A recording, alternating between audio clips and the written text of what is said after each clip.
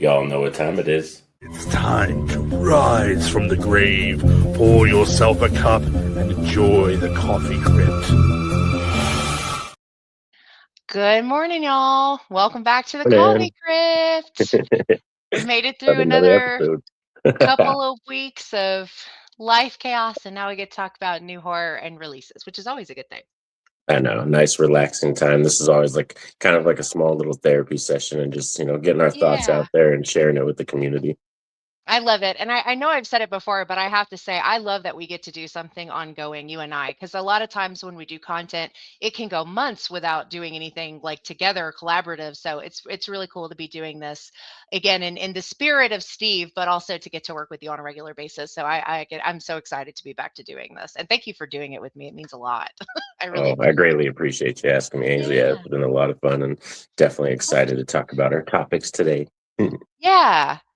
So we have a couple of little news things. We've got just some kind of point of interest in the horror front and then some recommendations. And then we'll let everybody get back to their Sunday. But some of this news stuff is going to be very short, but I just think it's worth mentioning. So, the Chucky series did really, really well. And a lot of people were really into it. I was one of those people. I really enjoyed it. And then it sadly got canceled, which is bananas considering I think how well it was doing. So Yeah. everybody's like, "Oh no, it got canceled." So, but recently in an interview that Jennifer Tilly did, which unless you've been living under a rock for 30 years, everyone knows who that is. But she did say in an interview that even though the show is done, they're not thinking they're going to be able to bring that back from the dead by any means. That she knows for a fact that there are more Chucky and Tiffany things being worked on kind of in the background. So that's very exciting. I'm not a massive Child's Play fan, but I really love Jennifer Tilly and I really love the creators of the show. And I did really enjoy the show. So I'm kind of excited about that one. Nice. Yeah, it's pretty interesting because I think I knew even when the show got canceled, I believe Don was just the way he was describing it and talking about it was that he was very confident that he was going to be doing more stuff. Like he was like, don't worry, Yeah. people. I know it's been a while and like we have to be patient with that. But yeah, Don Yeah. and Jennifer, both of them like seem very confident saying that they know there's for sure projects coming or some ideas, even if it's going to be a movie, we're going to be getting another entry into the Something Child's else. Play universe. Yeah. And I think rightfully so. I think Chucky's turned into a really cool horror icon. He's in like everything now.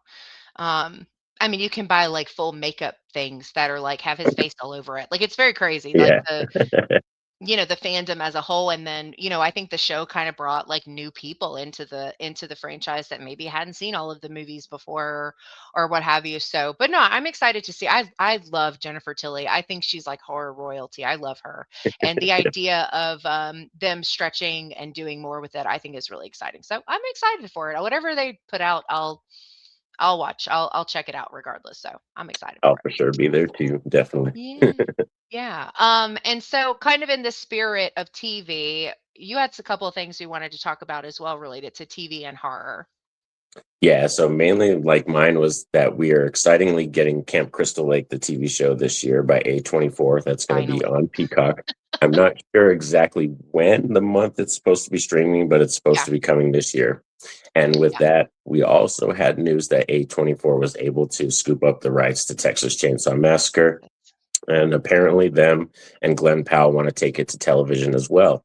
So I kind of wanted to talk about it just to get the horror community, more comfortable with it, not to be like so afraid of television shows. I know it's more of a Yeah. commitment, and that's what kind of sucks is because of the hours you have to commit, and then you always get worried that by the time you get to the end, are we Right. going to get a second season? Is the season going to wrap up correctly where I'm going to Yeah. be happy with it? So there's a lot of Yeah. questions that kind of make you scared when it comes to a television show. But Yeah. I feel like we're in that's like second golden age of television, and with all the streaming services and all the content that they need, that's why so many of our horror properties are going to television. I mean, we have Alien Earth, It Welcome to Yeah. Derry, Welcome Camp to Crystal Derry. Lake, Texas Chainsaw Massacre, and I think depending on how good these ones do, I think Yeah. the Halloween franchise is eventually going to go that route too. I would Yeah. not be surprised. I'm not saying I know there's rumors or news or anything like that. I'm just Yeah. Yeah. Yeah. my Yeah, my prediction or thought about the future of the Halloween franchise is that we're possibly going to be going to television because of all the streaming services and all the success that horror has been having on television, the small screen. Yeah, I agree. And I think it's been fun too because, I've been a fan of horror series since before the big names went to series. So like I'm a really big fan of Channel Zero, which was a sci-fi series that had multiple seasons. Each season was about something different. I really love the show From, which their fourth season comes out on April 19th. They'll be coming out. And even they did a mini series on Chapelwaite, which is the precursor to Salem's Lot. So there is Yeah. a lot of and back in the day, back in the day, the Sci-Fi Channel used to do miniseries month because a lot of the Stephen King adaptations were too long. So True. they were presented like series. And then they even did a Shining series as well. So I think it's interesting because I love that kind of now that there's newer stuff from older franchises coming into kind of the series area. I love that more people are like, "Oh, there's actually like a shit ton of horror series that I could watch and love and fall all over for, you know?" And so I think that that's a really valid point, I think, and I do think there is a space for it. And to your what you piggyback off what you said, it is risky, right? Because some of these stories we feel like only work in an hour and a half or 2 hours. Like, how do you Yeah. stretch something like that? But if anything convinced me that they could do it, it's Dairy. Dairy was insane from start to finish, and that series had me in a chokehold. I did not think it was going to be that good, and it was. And I think that like you said, the success of those, and then whatever the future success of these other ones is, I think it's going to pave a way for a lot of horror to be converted to series. And I think all it really does is allow us more time with villains that we love, characters that we love, but also maybe finally give us some answers to some stuff that's never been explored before, kind of like Derry did with, well, what is Pennywise's situation? Like what's going Yeah. on? Like where, and getting the backstory on that and the characters and kind of how he exists, I thought was really cool. And just goes to show you that a series can be worth the investment. And I think viewers are seeing that, and that makes me happy too. Yeah, and I think that's the amazing thing that we have is like you have that opportunity with the television show to build on the lore. I Yeah. know, some fans they might not be happy with it, but I think it's going to be a fun journey because when you think about it in my mind, this is kind of a new frontier for us in terms No, of it horror is. fans because of so many properties going. I believe even The Conjuring I heard was apparently going to go to television. I don't know if It that's is. It's official. going to be HBO. Yeah. Yeah, so Conjuring is gonna go to television too. So there you go. So Yeah. it's just something as horror fans we kind of have to get used to because I that's the agree. future, I think. Yeah. And I think it's fine. I know some people go back and forth on, "Oh, we never have anything original," but I don't think that's true. I think we're getting about 50-50 at this point. I think we're getting remakes, we're getting adaptations, we're getting video game adaptations, which is like one of my favorite things. And we're getting all of these things that play into, some familiar stuff, but we're also getting insane unique stuff as well. I mean, Sinners was a great example of that. And even on the indie side, Mother of Flies just came out on Shutter by the Adams Family, and it was Yeah. phenomenal. So I think there's this realization we've got to come to as a community where we're not just getting the same old, right? Because even the stuff we're getting that's familiar still has something new to offer, and I think it's worth exploring. Yeah, I think we just have to really enjoy this time, like I said, because it is I a agree. new thing. I don't think, in terms of me, like, I don't think theaters are going to die or anything like that. It's No, just no, no, no. predominantly most of our properties are going to be on television now. And, that leaves room for the theaters having more original ideas, like you said, more Yeah, new ideas, new content from directors, and they're going to get that experience and that chance, 100%. like Weapons and Sinners from last year. Yep. Yeah, that's not going to go away just because we're getting theories about characters we've seen before. I don't think that changes Yeah. anything. Yeah. No, it's a good point. I think horror TV is a lot of fun. I think it just gives you an opportunity to experience something longer, and I think it's never a bad thing when there's more horror to watch, right? So, Yeah. what can you be mad about? Um, well, sort of speaking of video game adaptations, there is a online game called Dead by Daylight, which I don't really play anymore because the community is very toxic. Anybody who's played the game will agree with me on that. Y'all got to stop listening to everybody and making it very hard to play that game because the people are toxic. So, Yeah. however, we have wanted, because there is original lore to the game, Mhm. And the killers that are in the game, now they have all of them, right? They have like Ghostface and they have Chucky and they have like all these characters.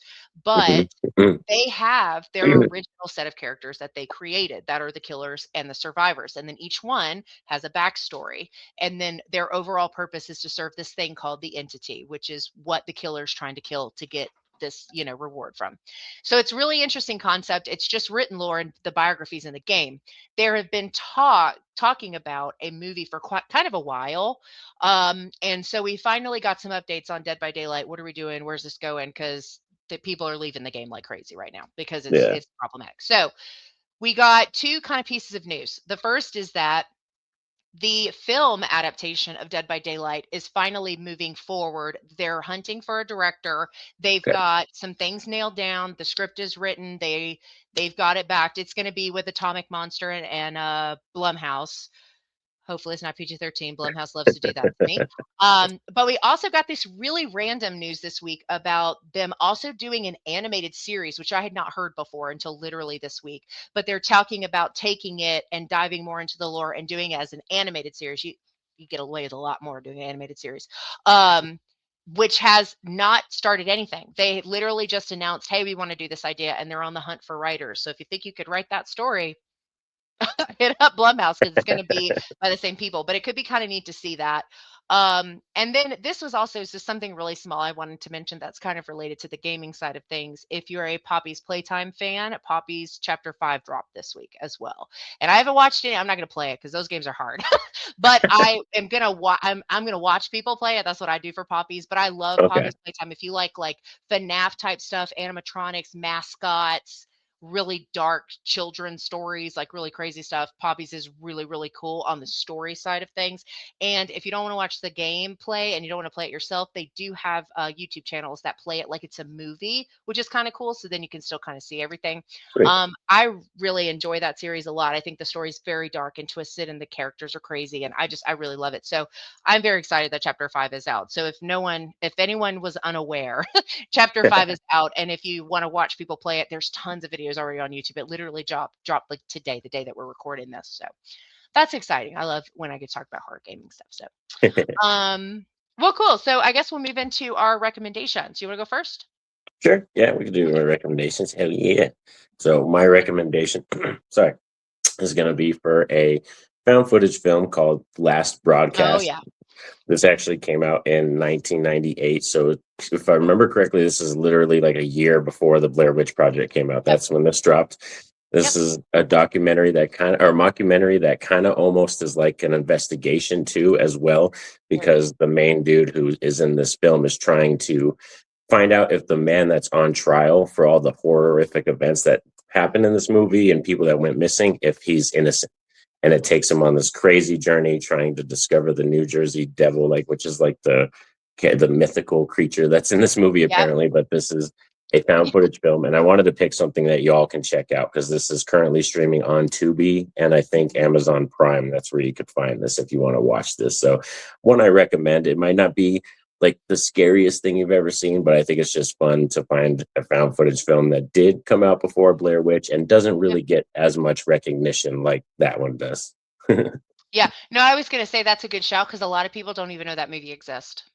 Yeah, like I know people know Ghost Watch, which is a really good one and stuff like that. And then there's other ones, but Last Broadcast, this was one that like I saw this at a store. Like literally I was just shopping and this was one that just based off the cover and the spine, I was like, yeah, I'm gonna buy this. Kind of like Very old cool. school shopping, like when you went to the video store. Yeah. That's I get literally you. how I discovered this. Yeah, and I love anything that's found footage, so I'm always excited when people are discovering new ones. Yeah, it's a really good one. I think that people forget that stuff came before Blair Witch, but there was quite a handful of things that are considered found footage that came before. I mean, even Hannibal. I always say that. Cannibal Holocaust, Hannibal. Yeah. Cannibal Holocaust is another one. Not one I recommend because it's awful. But if you're interested in controversial historical horror, that would probably be a good one to check on the list. But no, that's a great shout. Yeah, Last Broadcast is a really cool take on the subgenre. So that's a cool one. Thank you. So my recommendation is a book. So my friend Radar, if anybody who's been around on the channel knows that Radar is a dear friend, had a new release and it's called Everything But the Skin. Um, Something is devouring the kids of Shallow Root, and young Sophia may very well be next. Evil has come to the town of Shallow Root, and it's picking off the children one by one. To make matters worse, Sophia has some kind of connection with whatever is behind it, and it seems to be coming after anyone who is close to her. How long will it be before it finally comes for her? So this is about speaking of cannibals, this is about a cannibal witch who eats children. And it's very cool. It's a quick read. It's not super dense, but it's insanely well written. Radar's great. I was a fan of his writing before I ever became friends with him. But it is a really really fun story about orphans and growing up with other girls and being in a world without parents and being, falling victim to potentially being eaten by a witch. It's just really fun, really cool little story. So if you are interested in reading horror and you want, especially if you want something that's relatively quick, Radar is very talented, and this is a really fun story called Everything But the Skin. I'll put a link in the description somewhere, so if you want to go buy, you can. It's a brand new release, so it just came out like a couple weeks ago. So anyway. Oh yeah, great shout, great shout. Yeah, Radar. It's kind of amazing that he's got like so many ideas that just flow and stuff. And yeah, just to see all his posts on Instagram and where you follow him, which you all should go follow him. He always has these Right. great posts about like horror characters that deserved better, and then also That's great promoting his stuff. books and stuff. So he's always got horror content flowing. Always. He does, yeah, his little shorts, he used to do these word of the day things. I don't know if he still does those on Twitter because I'm not on there anymore, but he used to do those as well. But yeah, he's very creative. He has another book that's called Drowning in the Drink that uses a physical monster as a metaphor for alcoholism and passing that on to your children. And it's very well done. He's very talented, very Wow. creative writer. So, and I would say that if I wasn't his friend, because again, I was a fan of his writing before we ever started doing content together. So but yeah, so if you want something unique, Everything But the Skin is a wicked good time. So I definitely recommend checking it out. All right, well, So cool. As always, Norin's links to where you can find him and the other parts of his content, not associated with Crypt, of course, will be in the description for this episode. So thank you guys so much for hanging out with us. We hope you have a great rest of your weekend. Enjoy your week when you get to it. And Norin and I will see you next time. it is, y'all.